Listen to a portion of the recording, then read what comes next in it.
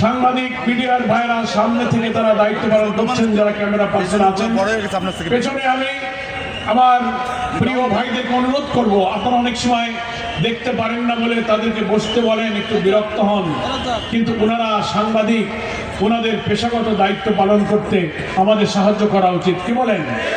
একটু কষ্ট হলেও একটু সবর করবেন, তাদেরকে বিরক্ত না করাই ভালো। আলহামদুলিল্লাহ। সংগ্রামী ভাইরা আমার,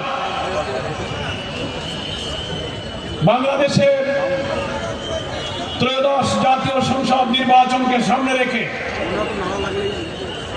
সারা দেশের রাজধানী, জেলায়, নগরে, গ্রামে, গঞ্জে, বন্দরে মানুষের মুখে মুখে, শ্রমিক, রিক্সাওয়ালা, দিনমজুর, দোকানদার, ব্যবসায়ী, ব্যাংকার্স, ছাত্র জনতার মুখে মুখে এখন একটি আলোচনা, আমরা পরিবর্তন চাই, পরিবর্তন চাই।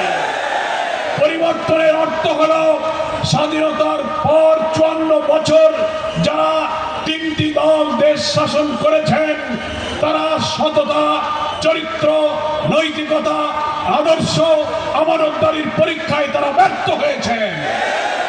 ফলে পরীক্ষায় যারা বারবার ফেল করে তাদেরকে আর পরীক্ষা অ্যাটেন্ড করতে দেওয়া হয় না, নাকি বলেন?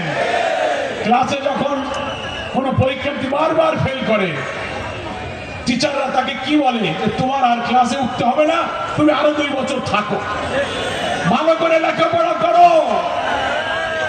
আমি তিনটি দলকে বলবো, যেহেতু আপনারা 54 বছরে বারবার পরীক্ষা দিয়ে ফেল করেছেন, আপনাদের আরো পড়াশোনা করতে হবে, আরো পড়তে হবে, বুঝতে হবে।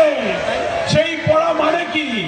সেই পড়া মানে হলো দুর্নীতিকে না বলুন, সেই পড়া মানে চাঁদাবাজি বন্ধ করুন, চাঁদা না দিলে পাথর দিয়ে মানুষ হত্যা বন্ধ করুন। সেই পড়া মানে হলো দাঁড়িপাল্লার ভোটারদের, মায়েরা ভোট চাইতে যাচ্ছে, তাদের মেকআপ হেজাব খুলে ফেলে আপনারা কাপড় নিয়ে যাচ্ছেন, পেটে লাথি মারছেন, আর বলছেন যে দাঁড়িপাল্লা ভোট চাইলে মেয়েদের কাপড় খুলে নেওয়া হবে। আমি বলেছি, যারা ক্ষমতায় যাওয়ার আগে মাদের কাপড় খুলে দিতে চায়, তারা মনে রাখবেন, আমরা আমাদের জীবনের চেয়ে মাদেরকে বেশি ভালোবাসি। ক্ষমতায় যাওয়ার আগে যে দল মাদের কাপড় খুলে দিতে চায়, ক্ষমতায় গেলে গোটা জাতিকে তারা বিবস্ত্র করে ফেলবে।